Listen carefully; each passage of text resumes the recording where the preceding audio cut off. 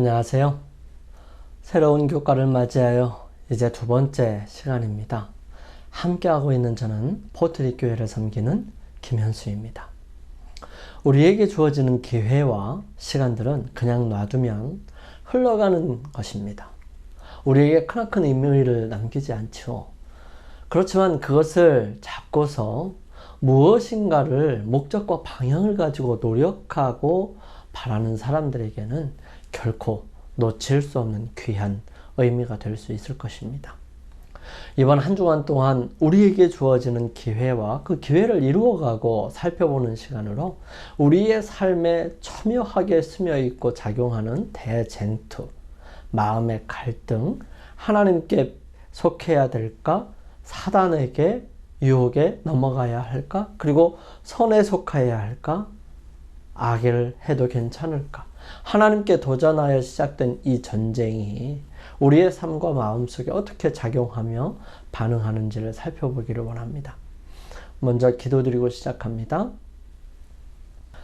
저희들을 사랑하시는 하나님, 저희 마음속에 역사하시고 끊임없이 싸우는 것을 경험할 수 있도록 인도하셔서 감사합니다. 우리로 그 싸움을 통해서 분명한 위치를 확인할 수 있고 우리로 바로 서게 역사하시고 그 일을 위해 함께 하시는 주님을 바라보게 하시니 또한 감사를 드립니다. 주님, 매일 주님의 편에 서기를 원합니다. 우리가 마음과 생각이 오직 주님께 고정됨으로 인해 우리의 행동과 모습이 주님의 정신과 마음을 나타내고 주님을 드러내는 사람이 되기를 원합니다. 능력과 은혜와 역사하심으로 함께 하셔서 이루어 주시옵소서. 수많은 고통과 아픔을 가지고 주님의 이름을 부르는 자들에게 주님을 부름이 결코 헛되지 않았음을 깨닫게 하시고 저희들 또한 주님을 인하여 분명한 믿음과 확신에 서게 하여 주옵시기를 간절히 기도드립니다. 이 시간 함께 하셔서 우리 주님을 바라보며 주님께서 이기신 그 거룩한 모습을 명상함으로 주님 곁에 바르게 서는 귀한 시간이 되게 해주시기를 예수님의 이름으로 간절히 기도드립니다. 아멘. 이번 한 주 동안 우리가 함께 살펴볼 내용은 중심 주제, 사랑인가 이기심인가 입니다. 한 주일 동안 일요일에는 상한 마음의 구세주로 주님을 알지도 이해하지도 못하는 사람들을 향한 지고지순한 아낌없는 사랑을 통해 우리가 왜 이 싸움을 이겨야 하는지를 살펴볼 거고요. 월요일 서주에는 섭리로 보존된 그리스도인들을 통해서 수많은 세상에서의 멸망과 고통 속에서 구원의 길을 보여주시고 주님의 백성들을 위하여 특별히 주님의 말씀을 따라가는 사람들에게 마련해 주신 그 구원의 길들을 함께 살펴볼 겁니다. 또 화요일에는 박해 가운데 순종함을 통해서 어떠한 어려움 속에서도 주님의 편에 서는 사람들의 모습으로 우리의 모습을 살펴보고요. 수요일에는 지역사회를 보살핌으로 세상에서 이루어야 하는 그리스도의 모습을 그리고 그 마음을 교회와 개개인의 삶 속에서 어떻게 이루어 가야 하는지 또 이루어 가고 있는지를 바라보게 될 겁니다. 그리고 목요일 소재는 사랑의 유산을 통해서 사람들의 마음속에 여전히 존재해야 하는 가장 중요한 마음과 원칙들 그리고 나타내야 하는 궁극적인 목표와 방향인 예수 그리스도의 사랑이 우리를 통해 온전하게 나타나야 하는 의무와 특권을 확인합니다. 오늘 서론과 첫째 날 일요일에 살펴보는 상한 마음의 구세주 되시는 주님을 살펴보는 시간을 갖습니다. 매일 시작할 때마다 기억절을 함께 읽고 시작하기를 원합니다.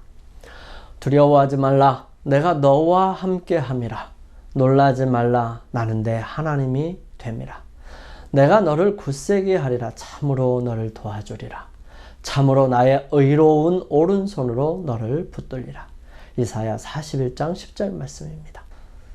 이 말씀은 우리에게 참으로 힘이 됩니다. 이 힘이 되는 말씀이 한 주일 동안 여러분과 저의 삶을 주장하고 이끌어 주시고 또 함께 하셔서 힘을 내고 또 하나님 편에서 온전하게 승리하는 삶을 맛보시게 되기를 간절히 소망합니다. 저자는 우리를 예루살렘에 대한 애틋한 마음을 가지시고 그 예루살렘을 향하여 예언하시는 장면으로 안내합니다. 우리 스스로를 예루살렘이 내려다 보이는 감람산에서 양을 치는 양치기라고 한번 생각해보고 그 양치기로서 그러한 예수님의 말씀을 들을 때 어떤 모습일까, 어떤 생각일까, 어떤 기분이 들까 한번 생각해 볼 수 있게 되기를 바랍니다. 저기서 목소리가 들리죠? 이건 분명히 예수님의 음성입니다. 석양이 성전을 비추며 눈처럼 하얗고 웅장한 대리석벽에 반사될 때 그분은 단호하게 말씀하시죠. 내가 진실로 너희에게 이르노니 돌 하나도 돌 위에 남지 않고 다 무너뜨려지리라. 제자들이 혼란스러웠던 것처럼 아마 여러분도 어리둥절했을 것입니다. 예수님은 도대체 무엇을 말씀하시는 것일까요? 이 말씀은 제자들이 질문한 세상 끝과 어떤 관련이 있을까요? 예수님께서 감람산에 앉아 계셨을 때 제자들이 와서 질문했죠. 주님 오시는 날과 세상 끝에 어떤 일이 일어날 것인지. 이러한 질문에 대해 예수님께서는 당장 있는 이제 얼마 안 있으면 처참하게 삶을 마감해야 하는 또 그 아름다운 성이 완전히 무너져야 하는 그 모습을 세상의 멸망과 함께 조인하며 함께 살펴볼 수 있도록 말씀하시는 것입니다. 우리는 예수님께서 예루살렘의 멸망으로 이어질 사건들을 그분의 재림 직전에 일어날 사건들과 함께 능숙하게 엮어서 말씀하시는 것을 집중해서 들을 수 있었을 것입니다. 예루살렘의 멸망에서 우리는 마지막 때에 하나님의 백성을 미혹하고 멸망시키려는 사탄의 전략을 바라보게 되지요. 예수님을 그렇게 밀어내고 또 예수님을 죽이려고 또 예수님께서 더 이상 그 놀라운 구원의 계획들, 섭리들 그리고 그러한 대속적인 사건들을 이루어가지 못하도록 혼신의 힘을 다했던 사단이지만 결국은 실패하고 말았죠. 그러한 실패하고 말아서 예수님께서 온전히 승리하시고 난 다음에 이 세상에서 하나님의 백성으로 살아있을 많은 사람들을 향하여 말씀하시는 모습들을 우리는 함께 살펴보는 것이죠. 마태복음 24장에서 예수님은 예루살렘의 멸망 그리고 그것과 같은 맥락으로 전개될 마지막 날 사건들을 자세히 가르쳐 주십니다. 우리는 하나님의 백성을 속이고 멸망시키려는 사단의 두 가지 전략에 대해 앞으로 공부할 것입니다. 첫 번째는 박해를 통해서 이루지 못할 것을 타협을 통해서 이루려고 할 것입니다. 즉 박해와 타협 이 두 가지를 통해서 하나님의 백성들을 괴롭히고 공경에 빠지게 하고 하나님에게서 떨어져 나가게 하려고 노력했을 것입니다. 하나님은 이 모든 것을 알고 계시고요. 가장 어려운 시기에도 그분의 백성들을 보호하고 계십니다. 놀라지 말라, 두려워하지 말라. 내가 너의 하나님이고 내가 너와 함께 하겠다. 이 말씀이 오늘날 우리의 마음속에 늘 함께 하시게 되기를 간절히 소망합니다. 사단은 박해와 타협을 통해서 하나님의 백성들을 속이고 멸망시키려고 하죠. 사단의 공격으로 어려운 시기에도 하나님은 섭리로 영원한 운명을 결정할 문제를 도와주십니다. 우리가 언제나 하나님께 구하면 하나님께서는 그것을 분명하게 우리에게 주신다는 사실이에요. 그 주시는 것이 우리로 하여금 앞을 내다본 사람처럼 온전하게 이루어져 가고 있음을 삶을 통하여 경험하게 해주십니다. 그것이 바로 성령의 도우심이에요.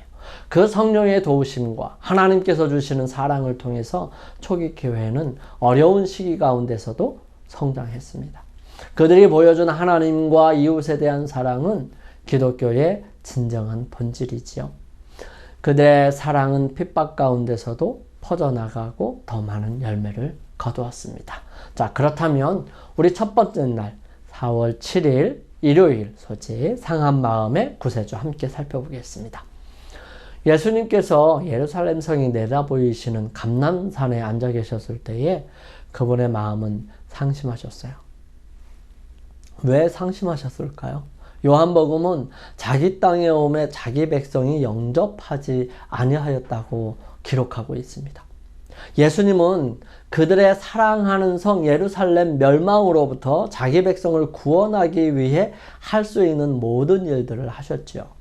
자기 백성을 향한 예수님의 사랑은 그분의 무한한 사랑의 마음에서 흘러나왔습니다.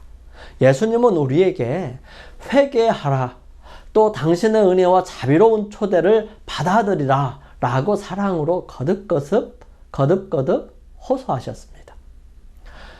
누가복음 19장 41절부터 44절 말씀 함께 보시겠습니다. 가까이 오사 성을 보시고 우시며 이르시되 너도 오늘 평화에 관한 일을 알았더라면 좋을 뻔하였거니와 지금 내 눈에 숨겨졌도다. 날이 이를지라 내 원수들이 토둔을 쌓고 너를 둘러 사면으로 가두고 또 너와 및 그 가운데 있는 내 자식들을 땅에 메어치며 돌 하나도 돌 위에 남기지 아니하리니 이는 내가 보살핌 받는 나를 알지 못함을 인함이니라 하시니라. 마태복음 23장 37절 38절 말씀은 이렇게 기록합니다. 예루살렘아 예루살렘아 선지자들을 죽이고 내게 파송된 자들을 돌로 치는 자여 암탉이 그 새끼를 날개 아래 모음같이 내가 내 자녀를 모으려 한 일이 몇 번이더냐. 그러나 너희가 우원하지 아니하였도다. 보라 너희 집이 황폐하여 버려진 바 되리라. 요한복음 5장 40절은 이렇게 기록합니다. 그러나 너희가 영생을 얻기 위하여 내게 오기를 원하지 아니하였도다. 이 구절들은 백성을 대하시는 예수님의 모습을 잘 드러냈습니다. 그리고 은혜와 자비가 가득한 그분의 사랑의 초대에 백성들은 어떤 반응을 보였는지에 대해 말해주고 있습니다. 정말 백성들은 원하지 않았다는 것입니다. 하나님께서 역사하시고 그 모든 일들을 이루어 주시고 그들을 향한 분명한 기회를 마련 주셨음에도 불구하고 그들이 원하지 않았다는 사실인 것입니다. 여기에 하나님의 성품은 어떻게 나타나고 있는지 함께 살펴봅니다. 하나님의 사랑의 성품에 비추어 볼 때 예루살렘 멸망과 같은 일은 정말 이해하기 어려울 것입니다. 역사는 로마의 장군 타이터스가 군대를 이끌고 예루살렘을 공격할 때 수만 명이 죽었다고 말합니다. 예루살렘은 폐허가 되었고요. 남자, 여자, 아이들이 그들의 눈앞에서 학살을 당했습니다. 하나님의 백성이 이렇게 큰 고통을 당할 때 하나님은 어디 계셨을까? 답은 분명하지만 그것을 온전히 이해하기는 쉽지 않죠. 하나님의 마음은 깨어져 버린 것입니다.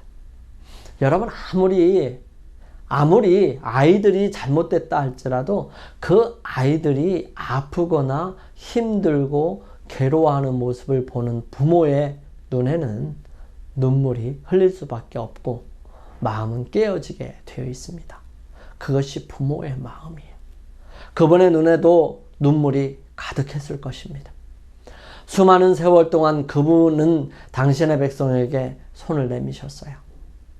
그들을 구원하기 위하여 다각적으로 노력하셨습니다. 그럼에도 불구하고 그들은 원하지 않았다는 것입니다. 그들은 그분의 인자하신 사랑을 거역함으로 하나님의 보호하심을 잃어버린 것입니다. 하나님이 백성이 선택한 결과를 바꾸기 위해 항상 개입하시는 것은 아닙니다. 그분은 그들의 반역에 따른 결과가 그대로 나타나도록 두십니다. 왜냐하면 그들의 권리와 그들의 특권을 침해하지 않기 때문이세요. 하나님께서 사람들을 사랑하셔서 스스로가 결정한 것을 존중하시는 분이세요.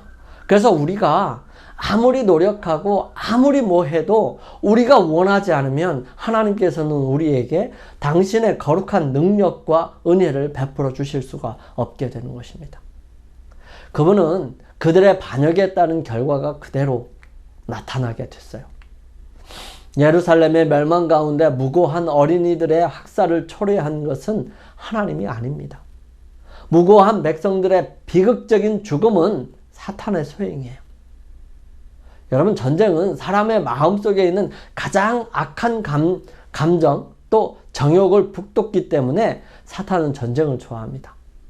왜냐하면 그것은 전쟁이라고 하는 명목 아래 사람을 함부로 당하고 함부로 취급하고 그들에게 아무런 꺼리낌 없이 자신의 속에 가지고 있던 더러운 욕정들이나 더러운 것들을 아낌없이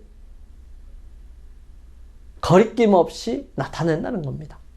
그래서 사단은 이 전쟁을 통해서 수없이 많은 사람들을 그러한 죄로 엮어서 죄책감에 시달리게 만들어요.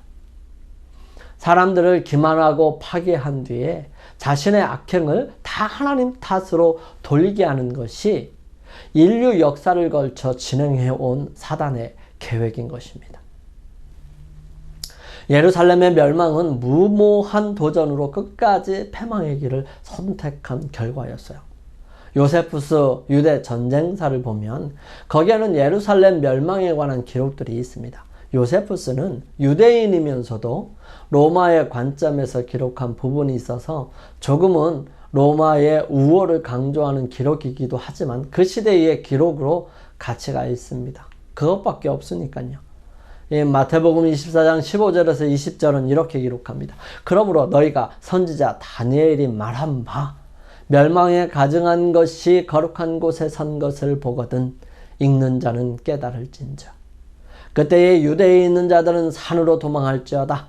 지붕 위에 있는 자는 집 안에 있는 물건을 가지러 내려가지 말며 밭에 있는 자는 겉옷을 가지러 뒤로 돌이키지 말지어다. 그날에는 아이벤 자들과 젖먹이는 자들에게 화가 있으리로다. 너희가 도망하는 일이 겨울에나 안식일에 되지 않도록 기도하라. 예수님은 다가오는 예루살렘의 멸망으로부터 하나님의 백성을 구원하기 위해 어떤 지침을 주셨을까요? 서기 70년 당시에 예루살렘에 살았던 그리스도인 대다수는 유대인이었습니다. 하나님의 사랑은 가능한 한 많은 사람을 구원하기를 원하셨어요. 그래서 그분은 로마 군대가 다가오면 예루살렘을 떠나라는 지시를 주셨습니다. 하나님은 백성을 구원하기 위해 모든 것을 다 하셨습니다.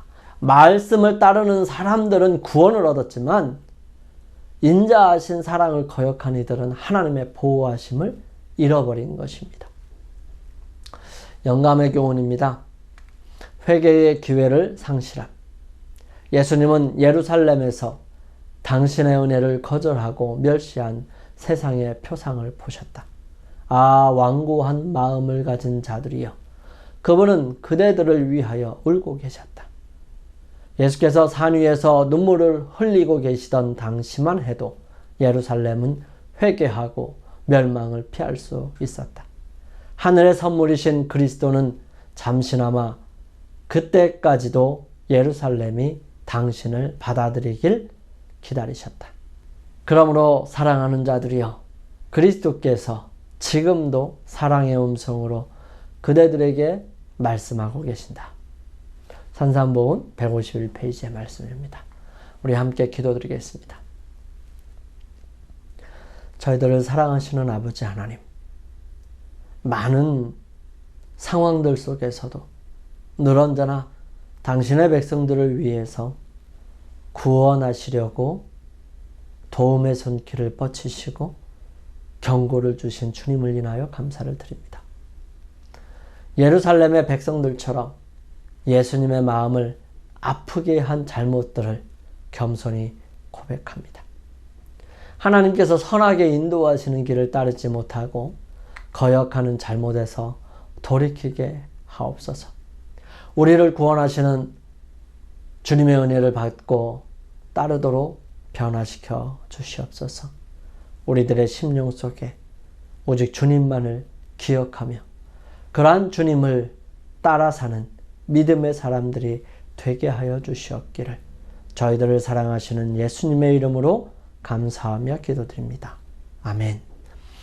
오늘 하루를 주님 안에서 승리하시기 위하여 개인적으로 주님과 함께하는 시간을 갖습니다.